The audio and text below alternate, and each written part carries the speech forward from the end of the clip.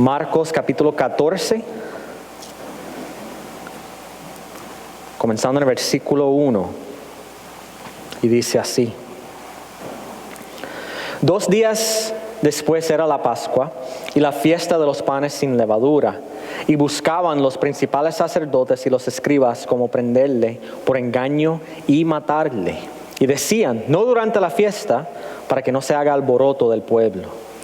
Pero estando él en Betanía, en casa de Simón el leproso, y sentado a la mesa, vino una mujer con un vaso de alabastro, de perfume de nardo, puro, de mucho precio, y quebrando el vaso de alabastro, se lo derramó sobre su cabeza. Y hubo algunos que se enojaron dentro de sí y dijeron: ¿para qué se ha hecho este desperdicio de perfume? Porque podía haberse vendido por más de 300 denarios y haberse dado a los pobres. Y murmuraban contra ella. Pero Jesús dijo: dejadla, ¿por qué la molestáis? Buena obra me ha hecho. Siempre tendréis a los pobres con vosotros, y cuando queráis les podréis hacer bien, pero a mí no siempre me tendréis.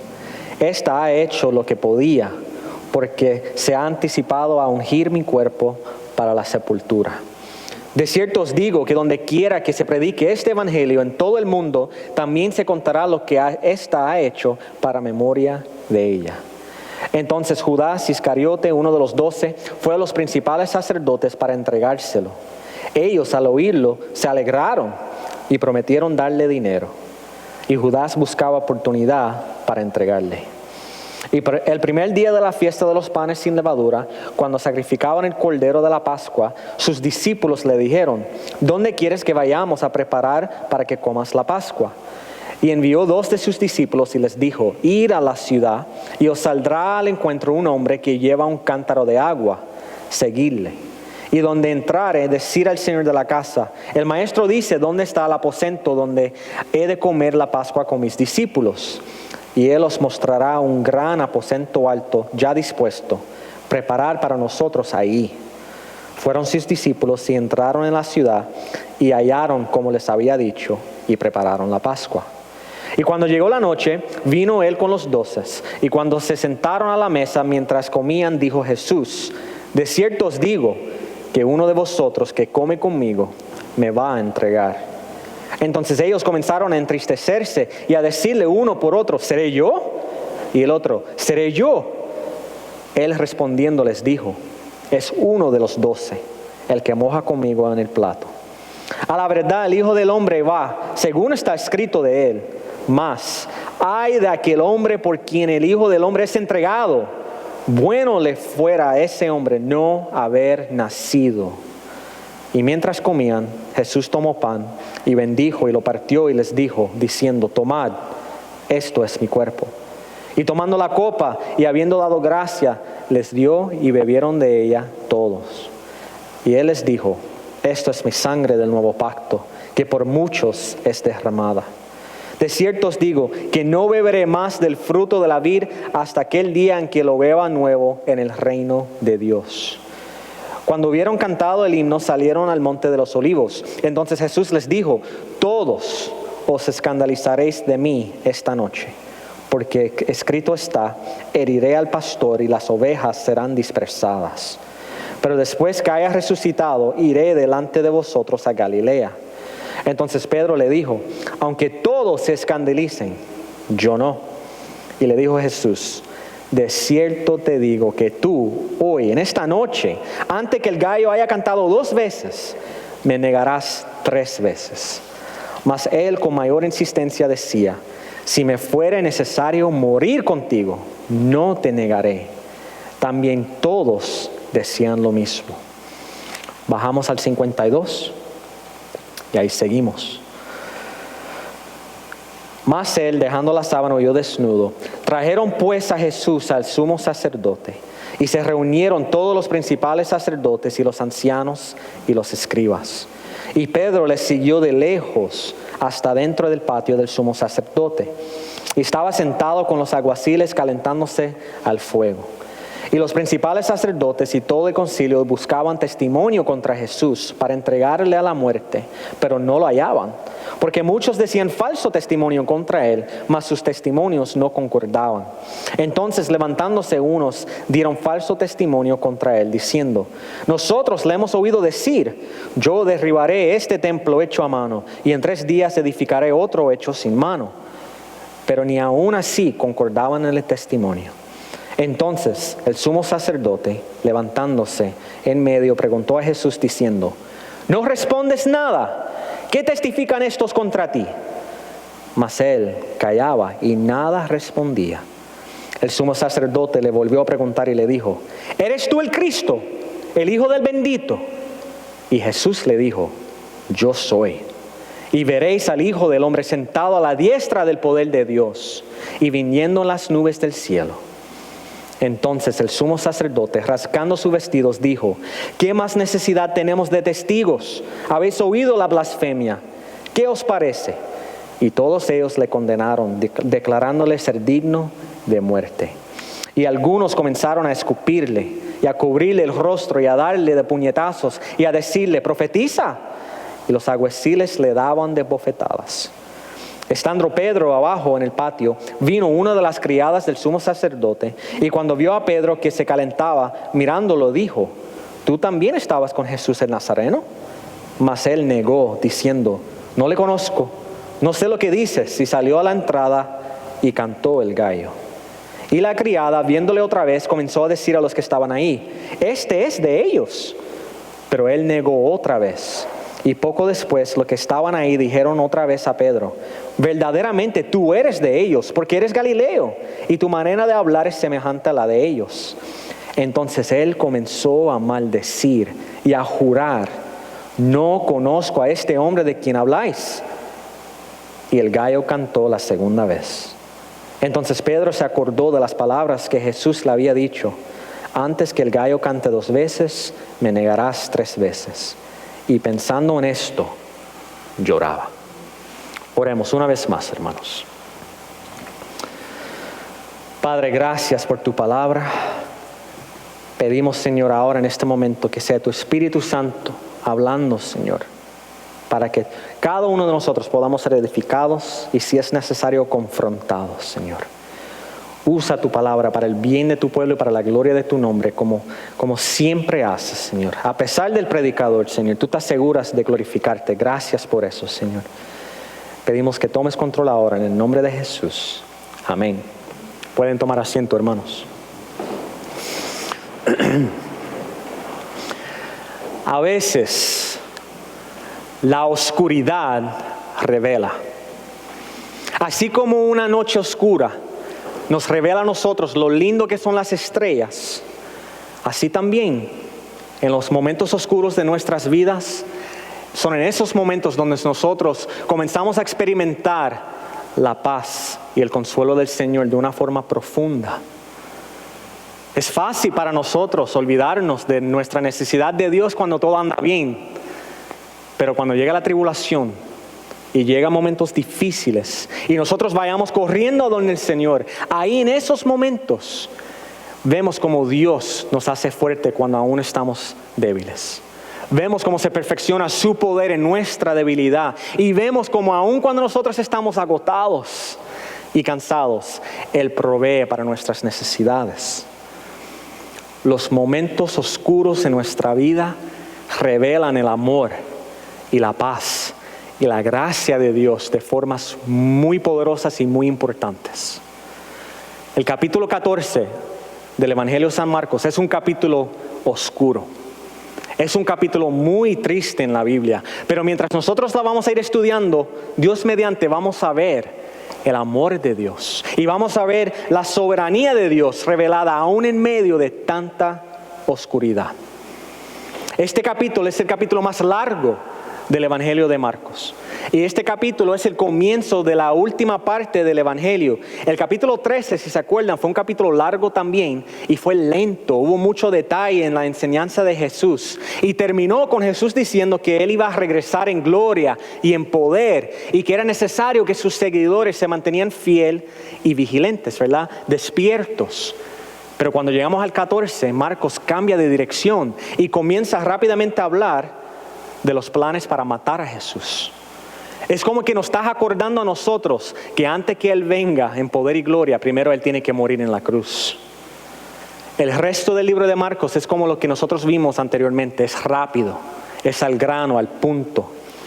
Y este capítulo comienza la narrativa de la pasión de Jesús. Y vamos a ver, hermanos, que las cosas se ponen muy oscuras y muy solitarias muy rápido.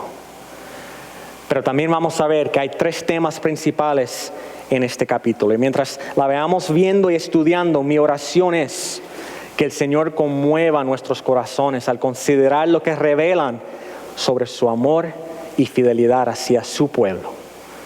Entonces, ¿qué vemos primeramente aquí? Primero vemos la traición, la deserción y la negación.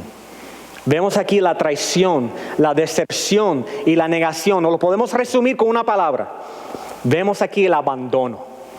Vemos el abandono. Marcos comienza el capítulo 14 diciéndonos que faltan 2 días para el Pascua. Se celebraba el Pascua, ¿verdad? Para recordarse el pueblo de Dios de cómo el Señor los protegió durante el Éxodo. Cómo el Señor los protegió de su ira. Cuando los primogénitos de Egipto murieron, ellos sobrevivieron. Pero lo que Marcos realmente quiere que veamos aquí es que los líderes del templo, los sumos sacerdotes, querían matar a Jesús, pero no se atrevían porque sabían que por el Pascua muchas personas iban a ir a Jerusalén. Entonces, ¿qué decidieron? Decidieron esperar. Pero cuando llegamos al versículo 10, vemos que cambiaron sus mentes. ¿Por qué? Porque recibieron ayuda que no esperaban recibir. Vemos que Judas, uno de los 12, Marcos lo dice, uno de los 12, quiere que sepamos que fue uno de los íntimos de Jesús. Él voluntariamente fue a donde ellos para traicionar a Jesús. Y vemos más abajo en el versículo 43 al 45, esa misma noche Judas llevó a cabo su traición. Él ayudó a los soldados a identificar a Jesús en la noche. Para ese tiempo no había mucha luz y en ese jardín estaba muy oscuro. Entonces, para identificar lo que hizo, fue a donde él y le dio un beso. Y les había dicho desde antemano, el que bese, ese es. Hermanos, aquí estamos viendo el beso más hipócrita en toda la historia. Porque con un beso, Judas entregó el Hijo de Dios a sus enemigos para que lo mataran. Ahora, Judas era uno de los 12 y él fue el único que traicionó a Jesús, pero vemos que él no fue el único quien lo abandonó.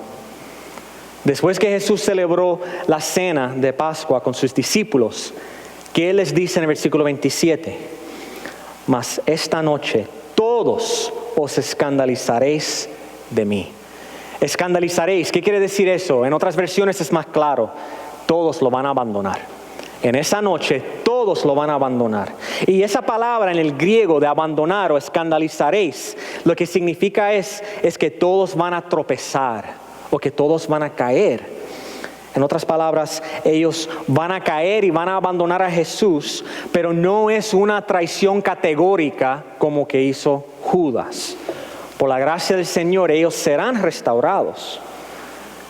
Durante la comida, Jesús, cuando Él les dijo a sus discípulos que uno de ellos lo iba a traicionar, todos como que se pusieron nerviosos. ¿Se acuerdan cuando lo leímos? ¿Qué comenzaron a decir? ¿Seré yo? ¿Seré yo? Como que entraron en duda. Parece por un momento que todos entendían que quizás ellos eran capaces de ser el traidor. Pero más tarde, unas horas después, cuando Jesús les dijo que todos iban a abandonarlo, parece que ya se sentían más confiados, ¿verdad? Porque ¿cómo respondieron? Vemos en el versículo 31 que todos comenzaron a decir ¿qué? Yo no. Todos, no fue Pedro nada más. Pedro como que tiene la mala reputación, pero todos dijeron lo mismo que Pedro. Aunque tenga que morir, no te vamos a abandonar. Aquí estamos contigo. Pero más adelante, unas horitas después, ¿qué pasó? Lo leemos en el versículo 50. Todos sí hicieron algo. Hicieron exactamente lo opuesto que dijeron que iban a hacer. Todos dejándole, huyeron. Lo abandonaron. Leemos en el versículo 51 que estaban tan empeñados en abandonarlo que un hombre se fue corriendo ahí desnudo. Él prefería estar desnudo que identificarse con Jesús. Muchas personas piensan que quizás ese hombre que se fue corriendo sin ropa fue Marcos mismo. Era normal en esta época una persona ponerse, insertarse en la historia sin mencionar su nombre para tratar de ser humilde. No podemos saber con certeza si este fue Marcos o no, pero sí comunica algo muy importante. En Marcos insertar esto de que había un hombre que se fue huyendo aún sin su ropa, lo que demuestra eso es que todos sus íntimos y aún las personas que seguían a Jesús y no sabemos su nombre, todos los abandonaron. Todos huyeron. Y lamentablemente Pedro, el representante de los discípulos, el principal de ellos, no simplemente abandonó a Jesús, hizo algo más. Jesús le dijo que esa misma noche, antes que él fuera a escuchar el gallo cantar 2 veces, él iba a negarlo públicamente, ni 1, ni 2, pero 3 veces. Y así fue. Lo negó 3 veces esa misma noche. Dios, Hijo, el creador del universo, estaba siendo juzgado por hombres pecadores mientras se encontraba ahí solo. Estaba siendo juzgado él porque uno de sus íntimos lo traicionó y los demás los abandonaron. Hermanos, hay tantas cosas que podemos aprender aquí, hay muchas aplicaciones, pero una de las cosas más importantes que yo entiendo que debemos aprender aquí es, y por favor escúchenme bien, la proximidad a Jesús no siempre significa fidelidad y amor por Jesús. La proximidad a Jesús no siempre significa amor ni fidelidad a Jesús. Por eso vemos lo siguiente en los versículos 3 al 9. Por eso Marco puso eso ahí, para ayudarnos a entender esto. ¿Qué leemos ahí en esos versículos? Que había una mujer y no era seguidora cercana de Jesús, no era uno de los íntimos. Sin embargo, ella le demuestra un amor y una devoción que no hemos visto hasta este punto. Ella fue y buscó una botella de nardo puro, era un aceite muy costoso, un perfume. Lo más seguro que era una reliquia familiar, por lo caro que era. Y vemos que lo puso en su cabeza. Fue tanto que bajó hasta sus pies, como leemos en Mateo capítulo 26. Y vean que dice que ella rompió la botella. ¿Qué quiere decir eso? Que fue solamente para él. No lo quería compartir con más nadie. Para ella, él era el único digno de este tipo de bendición. Y vemos que los discípulos la reprendieron. Se enojaron. La palabra aquí original es que se enojaron con un furor, porque pensaban que era mejor venderlo para ayudar a los pobres. Y esta es la cosa, hermanos. Aunque fuera a propósito o no, en ellos reprender a la mujer, ellos estaban comunicando de que Jesús no era digno de tanto amor ni de tanta devoción. Ella, esta mujer, aquí Marcos no menciona su nombre, en los otros evangelios dice que fue María. Ella no fue seguidora cercana de Cristo.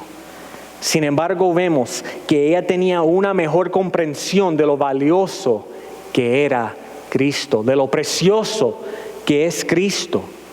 Por eso que Jesús dice que lo que ella hizo fue una buena obra. En otras versiones dice que lo que ella hizo fue algo precioso. Y Jesús aclara que aunque ella quizás no lo sabía, ella en este acto lo estaba preparando para su muerte. Marcos pone este acto de devoción aquí, entre medio de planes para matar a Jesús y planes para traicionar a Jesús, para hacer un contraste. Es para ayudarnos a ver que si queremos ser seguidores fieles de Jesús, la proximidad a Él no es suficiente. Necesitamos tener una comprensión adecuada de lo precioso que es Jesús. Esa comprensión adecuada llevó a esta mujer a entregarle a Él lo más precioso y valioso que ella tenía. Pero la falta de comprensión llevó a los discípulos a hacer ¿qué? A abandonarlo. Hermanos, Cuando yo digo proximidad a Jesús, ¿a qué me refiero? Que venir a la iglesia todos los domingos no es suficiente. Ir a los jóvenes los viernes no es suficiente. Tener amigos o familiares que son cristianos, eso no es suficiente. Todas esas cosas son buenas y son muy importantes, pero esas cosas no igualan a fidelidad ni a devoción verdadera. Una devoción y fidelidad verdadera es cuando nosotros reconocemos y creemos que Jesús es lo más valioso y precioso que hay. Esa es una devoción verdadera. ¿Y qué vemos aquí en este mundo? Cuando alguien es loco por un equipo de deporte, está bien, él es un fanático real. O cuando alguien trabaja muy duro y tiene una obsesión con el trabajo o con los estudios, es que es un trabajador fuerte o es ambicioso, no hay nada malo con eso. Si alguien es entregado con los carros o los videojuegos, está bien, ese es su pasatiempo, déjalo.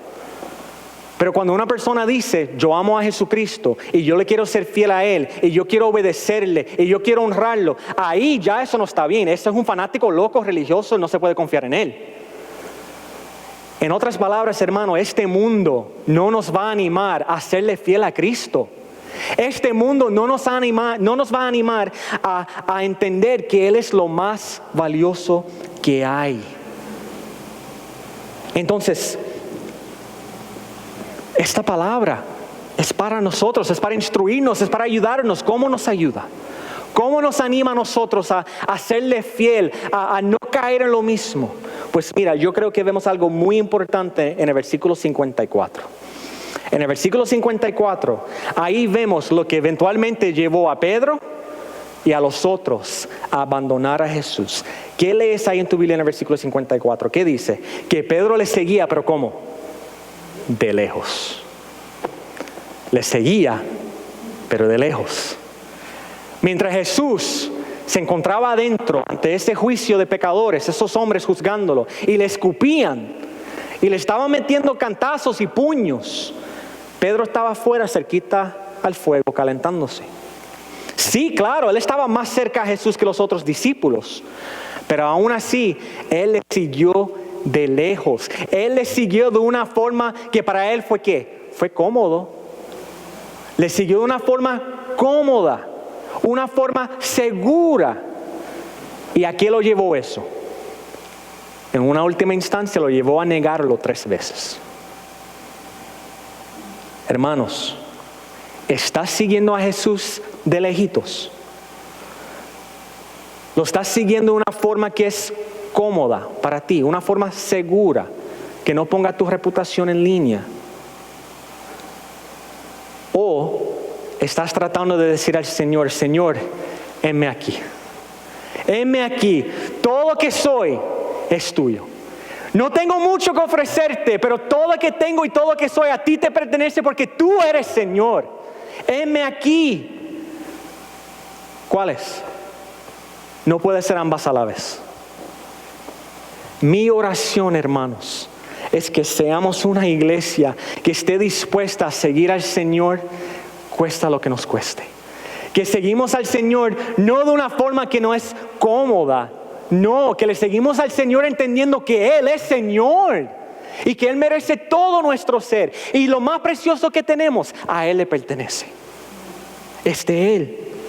Porque todos que tenemos, hermano, todo lo que tenemos es porque Él nos las dio.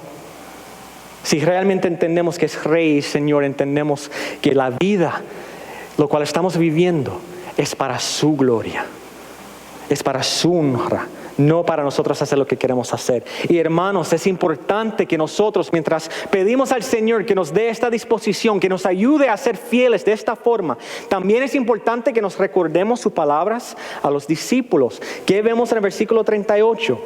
Velad y orad para que no entréis en tentación. El espíritu está dispuesto, pero la carne es débil. La carne es débil, hermanos. Entonces por eso necesitamos pedir al Señor que nos ayude a aferrarnos a Cristo y al Evangelio. En nuestras propias fuerzas no podemos. Y si le estamos siguiendo de lejitos, te digo desde ya, no vas a poder. no voy a poder, no podemos. Necesitamos estar cerquita del Señor diariamente. Ahora, aunque Jesús fue abandonado completamente, también vemos en este pasaje, en este capítulo, que Dios estaba completamente en control de todo. Vemos la soberanía de Dios, y ese es el segundo punto en este día. Aquí vemos la soberanía de Dios en la pasión de Cristo. Vemos la soberanía de Dios en la pasión de Cristo. La pasión de Jesús se refiere a todo lo que sucede para Jesús llegar a la cruz. Y esa pasión, ese camino a la cruz comienza aquí en el capítulo 14, en versículo 1. Comienza con el deseo de los sumos sacerdotes querer matar a Cristo. Y vemos como su plan va moviéndose con la ayuda del traidor Judas. Pero aún en medio del odio y de la traición, vemos que Dios estaba completamente en control de todo. Jesús sabía lo que venía. Y Él sabía que todo lo que estaba pasando estaba de acuerdo al plan de Dios. Vemos esto, hermano, durante todo el capítulo. Jesús, cuando le estaba defendiendo a la mujer de los discípulos, la que lo ungió, escucha lo que Él les dice en versículos 8 y 9. Esta ha hecho lo que podía, porque se ha anticipado a ungir mi cuerpo para la sepultura. De cierto os digo que donde quiera que se predique este evangelio en todo el mundo, también se contará lo que ésta ha hecho para memoria de ella. Ahí nada más vemos dos cosas del futuro que Jesús sabe. Él sabe primero que su muerte viene rápido. Él sabe que esto fue para ungir su cuerpo porque pronto Él iba a morir. Pero también vemos que Jesús anticipa que Él se va a levantar de la tumba y que el evangelio va a ser predicado por todo el mundo. Por eso es que Él dice que donde quiera que se predique el evangelio en el mundo, se hablará de ella. Y se cumplió esa palabra, ¿verdad que sí? Porque aquí estamos, ¿qué? Hablando de ella. Se incluyó en la palabra de Dios. Donde quiera que se encuentre la palabra de Dios, las personas se enteran de lo que hizo ella. Entonces vemos la soberanía de Dios aquí. En los versículos 12 al 16, cuando los discípulos le preguntan a Jesús que dónde iban a pasar la cena de Pascua, y Jesús les dice que vaya a Jerusalén, que van a ver un hombre con un cántaro de agua y que ese hombre lo iba a llevar a donde tenían que ir. Muchas personas piensan que Jesús sabía eso porque desde antemano Él habló con ese hombre y Él hizo planes, pero eso a mí no me cuadra. Porque normalmente los discípulos son los que preparan la cena para el rabí. Entonces, ¿por qué los discípulos no sabían? Yo veo eso como que Jesús tenía ese conocimiento divino. Dios en su soberanía le dejó saber y Jesús sabía ya lo que venía. ¿Por qué? Porque es soberano. Porque Dios es soberano. En el versículo 18, cuando Jesús le dice a ellos que uno le iba a traicionar, vemos por qué. En el versículo 20 y 21, ellos le iban a traicionar, ¿para qué? Para que se pudiera cumplir la palabra del Señor, para que se pudiera cumplir los propósitos de Dios, lo que se había escrito sobre el Hijo del Hombre, el Mesías. Lo más seguro que esto se está refiriendo al Salmo 41:9. En el Salmo 41, versículo 9, David escribió de que uno de sus amigos cercanos lo traiciona. Ese salmo fue un salmo profético que se está cumpliendo o se cumplió con la traición de Judas. Entonces, todo lo que vemos aquí, todo de nuevo nos habla del plan de Dios, el plan perfecto de Dios. Ahora, este pasaje específicamente de la traición de Judas para muchos es difícil. ¿Por qué? Porque si Judas estaba haciendo lo que tenía que hacer de acuerdo al plan de Dios, entonces ¿por qué el Señor va a castigar a Judas? Porque él es culpable. Si lo que él estaba haciendo era para cumplir la palabra, para cumplir profecía. Este pasaje es uno de muchos donde vemos la soberanía de Dios y la responsabilidad moral del hombre. Hermanos, aunque Dios sea soberano, nosotros seguimos siendo responsables por nuestras acciones. Y la razón es esta. Nadie obligó a Judas a traicionar a Cristo. Judas hizo exactamente lo que él quería hacer. Y cuando tú y yo pecamos, que son todos los días, nadie nos obliga a pecar. Vamos a hablar claro, pecamos ¿por qué? Porque en ese momento eso es lo más que queremos hacer. Entonces nosotros siempre somos libres para hacer lo que más deseamos hacer. Pero Dios, como es Dios, en su soberanía puede utilizar nuestras acciones, aún las pecaminosas, para traer gloria a su nombre. Él puede utilizar aún el pecado, aún la traición, para asegurar de que su plan se lleva a cabo. No vamos a poder entender cómo Él lo hace. Él es Dios. Pero su soberanía no nos quita a nosotros nuestra responsabilidad. Cuando pecamos, somos culpables y necesitamos arrepentirnos. Uno no puede pecar y decir, Dios es soberano, Él sabía, pues no hay problema. No, Dios nos libre de esa mentalidad. Seguimos, versículo 27.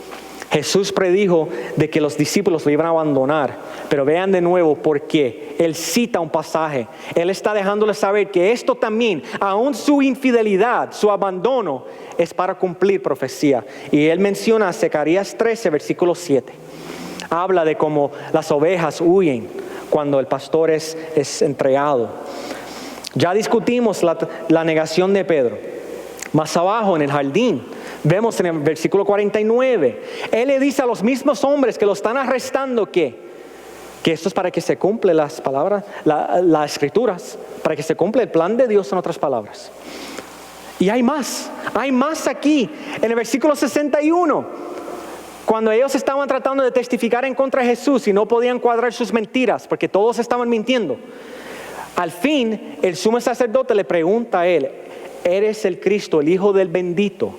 Era una forma de preguntar si él era el Hijo del Señor sin cometer blasfemia. Para ellos decir Hijo de Dios era cometer blasfemia. Por eso dijo Hijo del bendito.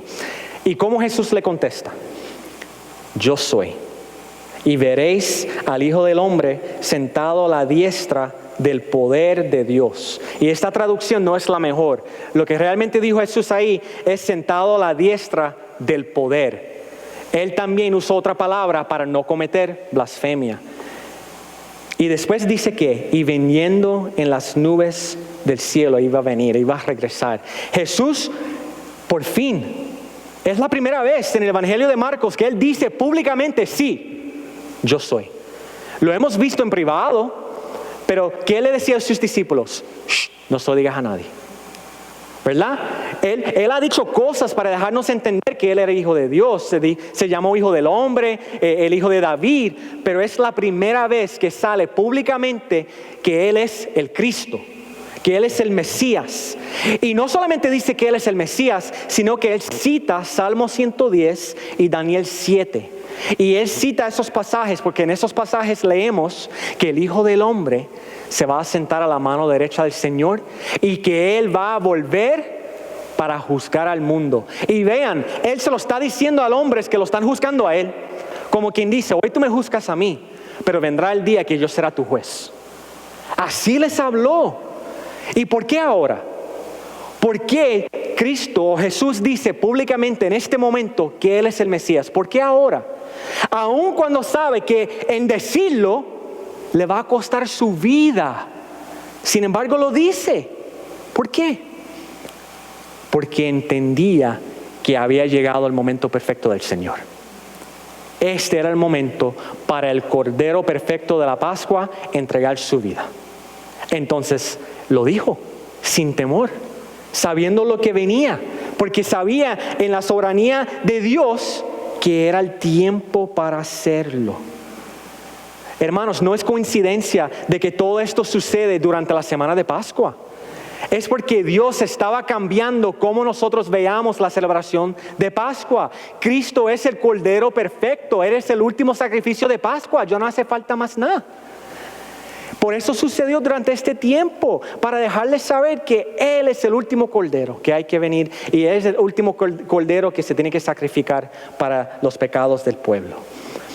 Es imposible, si lees bien a la Biblia, es imposible leer este capítulo y no ver la mano de Dios en tantos instantes. Se encuentra la soberanía de Dios del principio al fin. En dejarse entregar, Jesús estaba cumpliendo profecía. Isaías 50, versículo 6. No escondí mi rostro de injurias y de disputos. Isaías 53:7, aquí lo vemos, angustiado él y afligido, no abrió su boca. Cuando el sumo sacerdote le preguntó, ¿qué contestas? Se quedó callado, no abrió su boca. Como cordero fue llevado al matadero y como oveja delante de sus trasquiladores, enmudeció y no abrió su boca.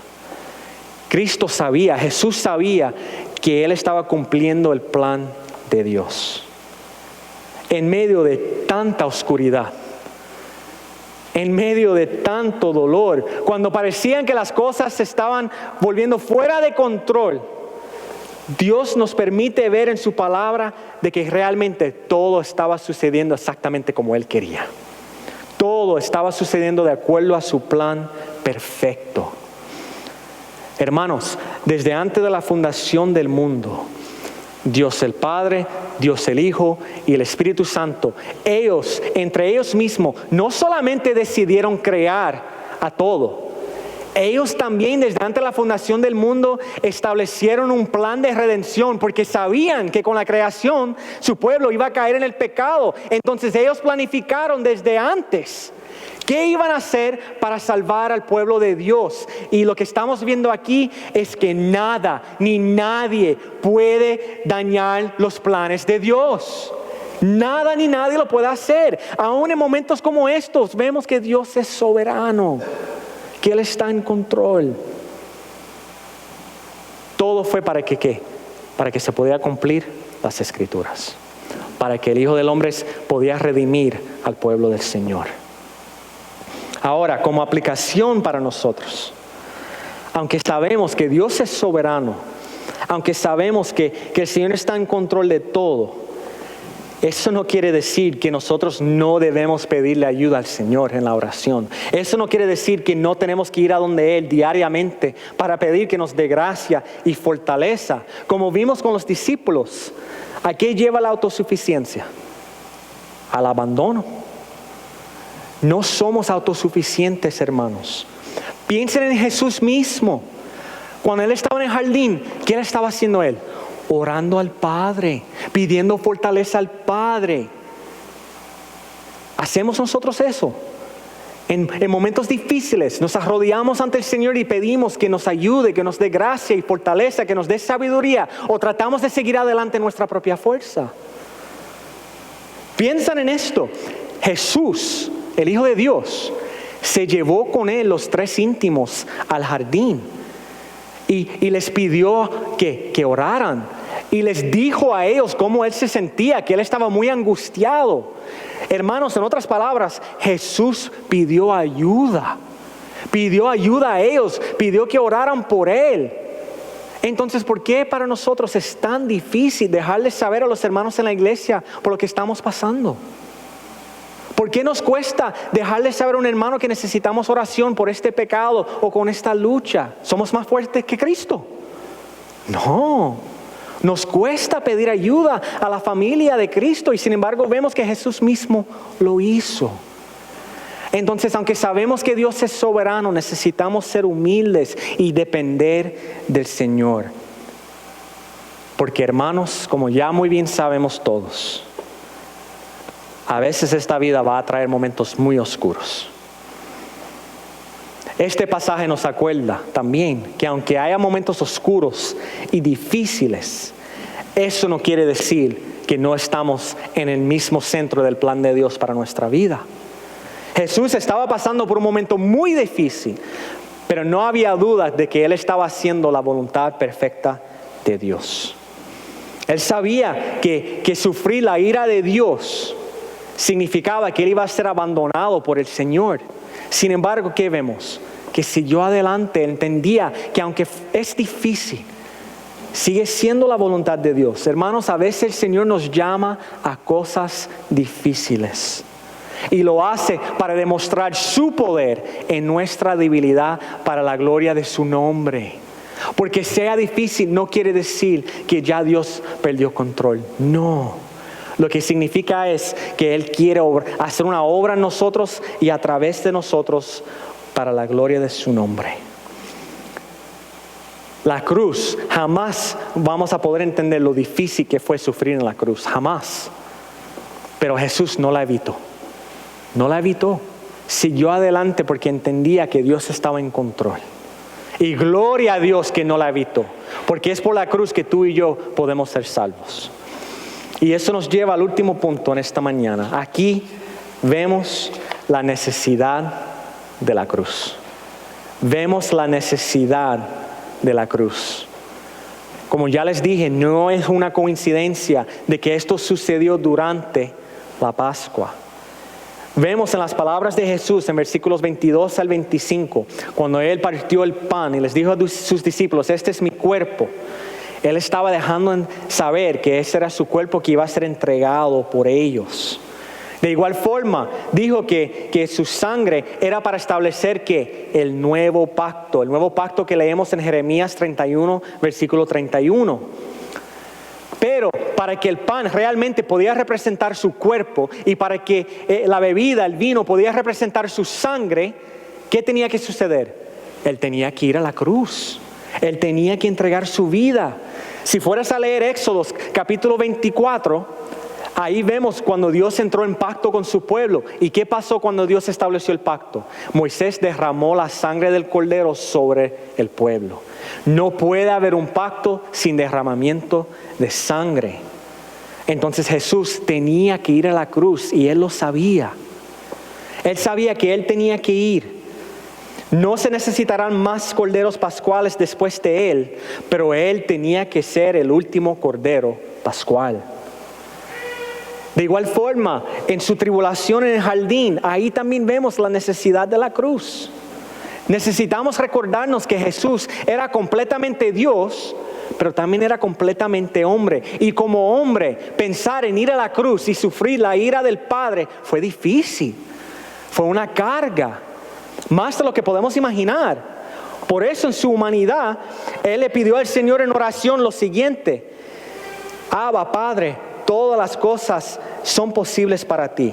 Aparta de mí esta copa, mas no lo que quiero, sino lo que tú quieres, sino su voluntad. Él le pidió al Señor en su humanidad, si fuera posible, salvar al pueblo sin yo tener que sufrir en la cruz, hazlo. Pero al final del día, yo no estoy aquí para hacer mi voluntad, sino la suya. Ese pasaje no muestra que Jesús estaba tratando de evitar el plan de Dios. No. Él sabía lo que venía, por eso Él vino, para entregar su vida. Lo que vemos aquí es el Hijo de Dios confiando con todo su ser en su Padre. Lo que aquí vemos es Cristo dependiendo de su Padre y pidiendo a su Padre fortaleza para así llevar a cabo su voluntad. Y al final del día eso fue lo que Él hizo. Él fue a la cruz voluntariamente. Sabía que era necesario para establecer el nuevo pacto y que era necesario para así satisfacer la ira del Padre, para que todo aquel que ponga su fe en Él no tenga que sufrirlo. Él la sufrió en nuestro lugar. Él sabe que la paga del pecado era la muerte y Él se entregó voluntariamente para salvarnos. Él cumplió Isaías 53. Él fue el siervo quien sufrió para el bien del pueblo. Dios es misericordioso, pero también es justo. Y en la cruz vemos la justicia de Dios y la misericordia de Dios. Vemos como Dios es justo en condenar al pecado, pero también vemos su misericordia porque condena al pecado para que nosotros podamos ser salvos. Lo hace de una forma que podamos recibir salvación, porque lo hace en su Hijo. Hubo un momento muy oscuro en el jardín, pero en ese momento vemos una verdad maravillosa. Vemos cuánto amó Dios a su pueblo. Vemos el amor del Señor. Los amó tanto que envió a su Hijo a morir por ellos.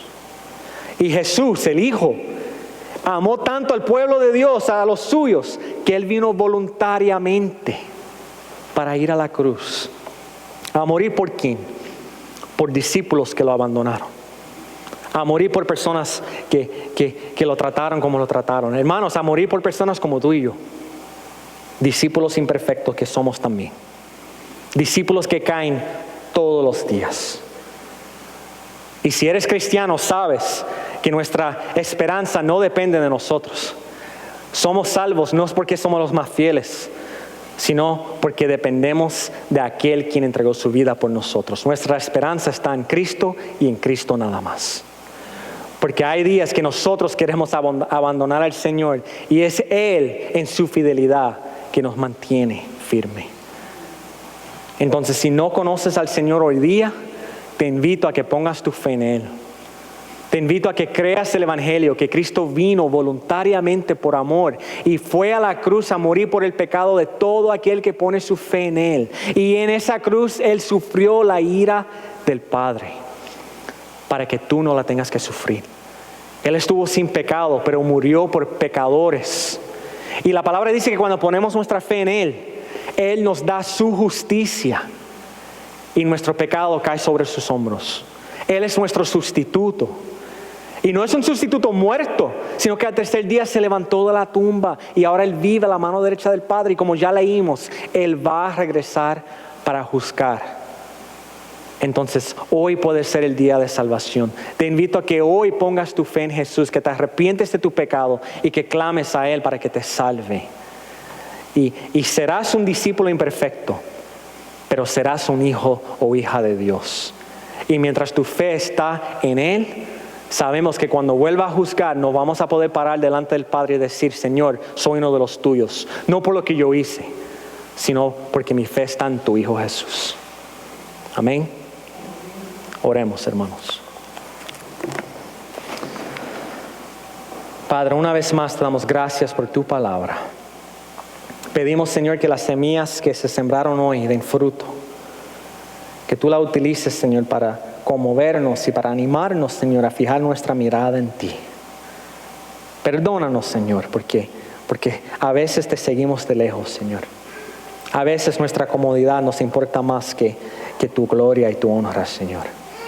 Ayúdanos, Padre, a seguirte como debemos, Señor. Por el poder de tu Espíritu Santo, ayúdanos a ser más apasionados por tu palabra y por tu honra, Señor.